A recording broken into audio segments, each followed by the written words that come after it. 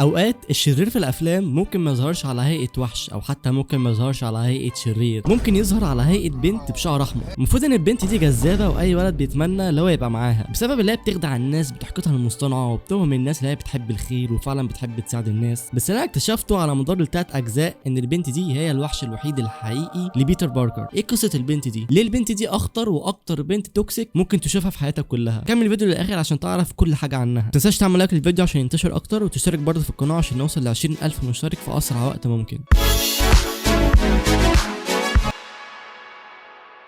في كل عمل فني ناجح لازم يظهر فيه شخصيه محدش بيطيقها، كفيله لا تبوظ العمل كله وممكن يخليه يفشل. زي مثلا ماري جين بتظهر في اول الفيلم وهي عامله نفسها طبيعيه، بتبتسم وعامله نفسها اجتماعيه وملاك، قاعد جنبها واد ضخم لازق فيها وده يبقى حبيبها المتنمر اللي اسمه فلاش تقريبا ما بيسيبش حد في المدرسه الا وهو لازم يتخانق معاه، بالذات بيتر باركر. بيتر كان متاخر على الباص في مره وبيجري وراه والعيال بتضحك عليه، السواق عامل نفسه مش سامع حاجه وبيضحك هو كمان. بصراحه انا لو كنت موجود وقتها كنت صورت الراجل ده وبعت الفيديو لوزاره الداخليه. فتيجي ماري جين بقى بكل شهامه تقوم للسواق وتخليه يقف وسط ما الناس كلها كانت بتضحك على بيتر. بس انا مش عايزك تتخدع في ماري جين وقتها وتفتكر ان هي كده عملت عمل بطولي. حرفيا المخرج في الفيلم ده طلع ماري جين في دور البنت التوكسيك المثالي، وده لكذا سبب. اولهم اللي هي مصاحبه واحد متنمر عامل مشاكل مع المدرسه كلها، وده بيمسح اي حاجه كويسه ممكن ماري جين تعملها لانها عارفه اللي هو واحد متنمر وبيعمل ده قدامها ومش فارق معاه. تاني حاجه شعرها احمر، وايوه البنات اللي شعرها احمر بنسبه كبيره بيبقوا توكسيك، لو شفت واحده منهم في الشارع هتلاقي على طول. بعد ما الباص وقف بيتر بيركب وبيعتذر، بيقول لهم انا اسف يا جماعه التاخير ما كانش قصدي. بعدها على طول بيلاقي ورق بيتحدف عليه وبيتشتم من الناس كلها، والناس بتبص له باستحقار وقرف. بص هنا فلاش عامل ازاي، بص النظرات ووضعيه البق، حاجات كده تخليك عايز ترجع. بعدها بكام يوم ماري جين قررت فجاه اللي هي تسيبه، ومش في اي وقت، لا ده كمان في حفله التخرج. بصراحه انا ما اعرفش ليه اختارت اليوم ده بالذات، ليه مش قبلها باسبوع مثلا او بعدها بيومين؟ ممكن مثلا عشان تزرع ذكرى في دماغه وتفضل ثابته للابد، اللي هو كل ما يفتكر يوم التخرج يفتكر ماري جين لما سابته، الله اعلم. بس انت عارف ايه الاسوأ من كده؟ بعد ما انفصلت عن فلاش بعدها على طول ماري جين بتدخل في علاقه مع اقرب صاحب لبيتر اللي هو اسمه هاري، وده للاسف كان اسوأ قرار هاري خده في حياته كلها، لان بعدها والله ما تصدق اللي يحصل. انا احكي لك دلوقتي. راحت لبيتر بتقول له لا بقت مرتبطه بصاحبه، بعدين قالت له احنا لازم بقى نخرج في يوم مع بعض، بس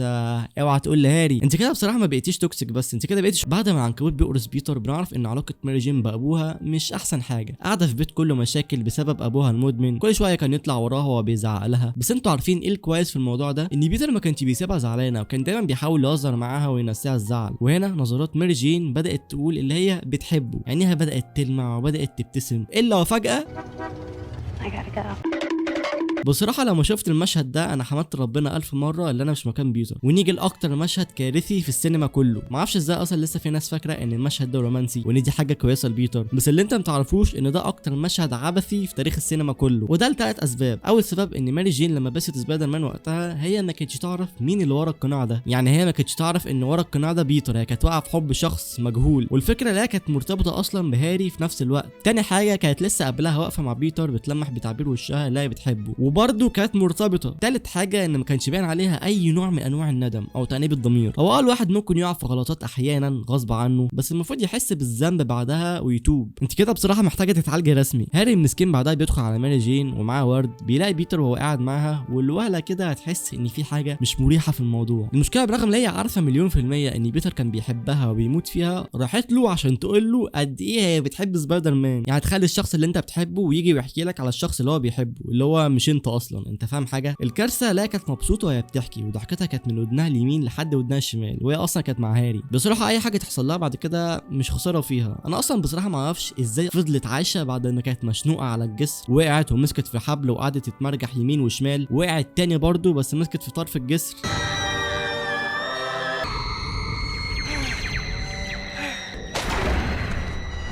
في اخر الفيلم لما هي وهاري سوا بعض قررت ان احسن مكان ووقت عشان تعترف بمشاعرها لبيتر هو جنازه ابو هاري. انا شكيت وقتها ان في حاجه مش طبيعيه في عقل ماري جين عشان تعمل حاجه زي دي، اصل مش منطقي يعني تعمل كده في الجنازه. اصل انت ما تجيش تسيبي كل اللحظات المثاليه عشان تعترفي بيها بمشاعرك وتيجي في يوم الجنازه وتبوسيه. قال لها في الاخر انا لازم ابقى في حالي وانت بعيده عني عشان في حاجات مهمه انا بعملها، كونه يعني سبايدر مان. بس انا ما كنتش تعرف لسه اللي هو سبايدر مان. اول مره ماري جين بتظهر في الجزء الثاني كانت في بيت بيتر هي وهاري اللي هو الاكس بتاعها، وهم الثلاثه كده متجمعين متجمعين في بيت واحد، الوضع كنت حاسه غريب نوعا ما. كنت متوتر وانا بتفرج وفي نفس الوقت كنت حاسس بالاحراج. كل الحاجات اللي فاتت اثبتت لي ان ماري جين كانت توكسيك، بس الجاي ده اثبت لي هي توكسيك اكتر. كانت واقفه معايا في الشارع بالليل والدنيا كلها هاديه، راحت مطلعه كل اوراقها حرفيا وقررت تعمل كل حاجه عشان تجبر بيتر يعترف لها بحبه ليها. لمست ايديها على وشه ونظراتها ليه وتعبير وشها تخلي اي واحد مكان بيتر يقول لها تعالي نتجوز دلوقتي حالا. بس بيتر وقتها ما قالهاش غير حاجه واحده بس.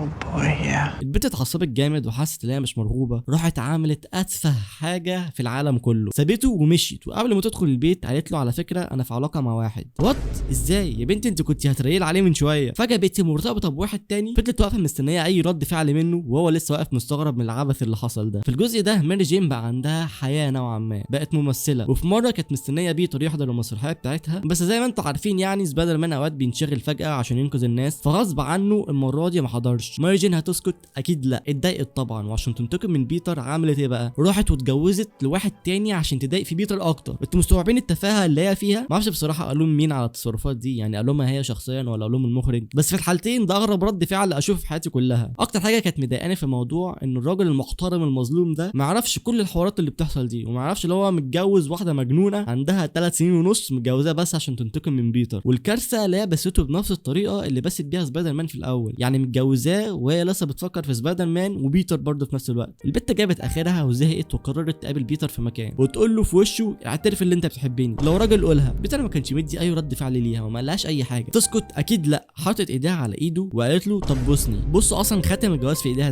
ازاي بقى جالك قلب تنزلي من ورا جوزك وتجبري واحد اللي هو يبوسك ويقول لك بحبك؟ بتتخطف بعدها وبيروح بيتر ينقذها، المكان كله بينهار وبيتر ساند كل حاجه على ظهره. بصوا اصلا وش بيتر كان عامل ازاي، كان شويه وهينفجر حرفيا. وفي نفس الوقت ماري جين كانت تحتيه وبكل برود لسه بتقول له بتحبني ولا لا؟ والله انا لو مكانه وقتها كنت سبت كل حاجه تقع عليها ومشيت. في الاخر بعد الدراما دي كلها بتعمل اقذر واغرب حركه شفتها في حياتي. الواد اللي هي مرتبطه بيه اللي الخاتم بتاعه في ايديها، احنا كلنا عارفين طبعا اللي هي مش بتحبه، بتحب بيتر. طب الطبيعي ايه اللي يحصل؟ المفروض لا تنفصل عنه وتروح لبيتر، بس لا اكيد مش ده اللي يحصل. ماري جين مش عبيطه للدرجه دي. ماري جين هتستنى يوم الفرح وتهرب بالفستان وتسيب الراجل الغلبان ده واقف في مكانه وهو بيعيط وتروح لبيتر عشان تقول له اللي هي بتحبه. انا بصراحه مش متخيل احساس الراجل وقتها، يعني مش بعيد يكون جاله انهيار عصبي وكل الامراض النفسيه بعد الموقف ده. انا متاكد هو عايش حياته كلها عنده عقده من البنات بالذات اللي شعرهم احمر. وفي نهايه الفيلم بتعترف لبيتر تاني وتقول له ان هم هيبقوا مع بعض مهما حصل، سواء هو سبايدر مان او بيتر باركر مش فارق، هيتخطوا كل حاجه سوا. وهنا بيتر باركر بيبص لها ببصه اللي هو مش مصدق نفسه واخيرا هيعيش مع حب حياته. بس لو جيت عشان تشوف الجزء الثالث هتعرف ان كل ده كان كده. في بدايه الفيلم ماري جين لسه ممثله، بس دلوقتي بقت مشهوره جدا، شهره ضخمه، وهي وبيتر في قمه الحب وكل حاجه شكلها مثالي. وبيتر كان خلاص ناوي يتقدم لها ويخطبها، بس طبعا عشان دي ماري جين عمرها ما تخلي اي حاجه تمشي طبيعي، تطرد من شغلها. ودي مش غلطتها بصراحه، عادي بتحصل، مش غلط ان الواحد يطرد من شغله، بس الغلط اللي هي تبدا تحقد على سبايدر مان عشان بقى ناجح اكتر منها وهي مطروده. بدات تكره بيتر بسبب اللي هو مشهور، مع انها في الجزء اللي فات قالت له مهما يحصل كونك سبايدر مان او لا انا هحبك برضه وهنفضل مع بعض. الاجزاء اللي فاتت ماري جين لوحدها بس اللي كانت تصرفاتها مش طبيعيه، بس في الجزء الثالث في فرد جديد انضم للنادي وبقى بيتر باركر هو كمان بقى زي ماري جين. في مره بيتر بس بنت اسمها جوين قدام الناس كلها بنفس الطريقه اللي بس بيها ماري جين اول مره، راحت عشان تعاتبه وبدل ما يعتذر قال لها يا بنتي بتبقيش عبيطه، دي واحده كانت معاه في الفصل. ماري جين اعترضت طبعا وكانت متضايقه عشان بس البنت دي بنفس الطريقه بتاعتهم، والمشكله الاكبر هي كانت بتعمل كده مع خطيبها برضه في نفس الوقت. يعني انت دلوقتي على اي اساس بتتكلمي؟ الوقت عدى وقررت ماري جين تسامحه، راحت له البيت وقالت له اللي هي عاوزه تكون جنبه وهي عارفه اللي هو غلط بس هي مسامحاه. بس بيتر قال لها شكرا وكل حاجه بس انا مش عايزك تقفي جنبي. وبعد ما اتعامل معاها بالمنظر ده ماري جين رجعت للملاعب تاني ورجعت تخونه مع اقرب صاحب ليه، ايوه كده خلي الدنيا تولع اكتر. بعدها بيتر راح جاب لها ورد وقرر يتاسف لها عشان حس بالذنب والندم. قعد يقول لها اللي هو بيحبها وما يقدرش يعيش من غيرها، هي تقول له لا لا مش ينفع، وهو يقول لها لا انا بحبك فعلا اديني فرصه، هي تقول له لا لا. وفجاه There's someone else.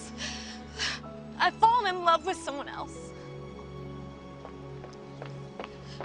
بدأ بنعرف ان هاري هو اللي كان مخطط لكل ده من البدايه عشان يكسر بيتر ويحبطه اكتر، بس موضوع الخيانه كان حقيقي ما كانش مجرد خطه. بيتر اكيد مش هيسكت واللحظه قرر يتحول لشرير. من ساعه ما هو نزل شعره كده لقدام وعمل الحلاقه الغريبه بتاعته دي وهو متحول، راح البار اللي ماري جين كانت شغاله فيه، بس ما راحش وايده فاضيه، جاب معاه جوين قعد يرقص اسمها قدامها بشكل مستفز. والاسوأ من كده ان بيتر ضرب ماري جين بالقلم قدام الناس كلها. ترجع ماري جين تتخطف تاني كالعاده، وكالعاده برضه انقذت نفسها. هاري وبيتر اتعاونوا مع بعض، وفجاه هاري بيموت. الفيلم بيخلص في الاخر ان بيتر وماري جين بيسامحوا بعض، والمفروض بعد كده هيعيشوا في سلام. وكده بنعرف ان ماري جين اخطر واخطر بنت توكسيك في العالم، وزي ما قلت لكم ان اي بنت شعرها احمر اهربوا منها على طول. شكرا عشان اتفرجت على الفيديو للاخر، اعمل لايك على الفيديو لو لسه ما عملتش. اشوفك في فيديو جديد، وبس كده، سلام.